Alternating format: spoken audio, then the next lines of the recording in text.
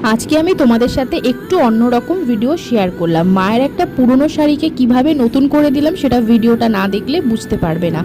আর জানো তো, মুখের ওপর কথা বলা মানুষগুলো বড্ড অপ্রিয় হয়।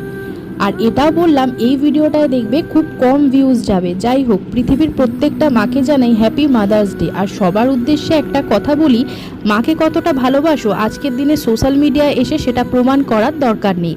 তাদের সম্মান করো, যাতে বৃদ্ধ বয়সে তাদের ঠিকানা বৃদ্ধাশ্রমে না হয় আর দুটো ভাতের জন্য অপেক্ষা করে তাদের খিদে যেন না মরে যায়।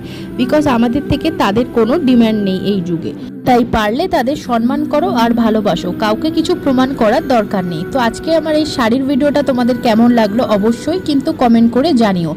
শাড়িটা করার পর কিন্তু আমি নিজেই একটু পরে দেখিয়ে দিলাম তোমাদেরকে, দেখো কত সুন্দর লাগছে। ভিডিওটা ভালো লাগলে লাইক করো আর সাবস্ক্রাইব করে কিন্তু পাশে থেকো। দেখা হচ্ছে নতুন কোনো ভিডিওতে। বাই।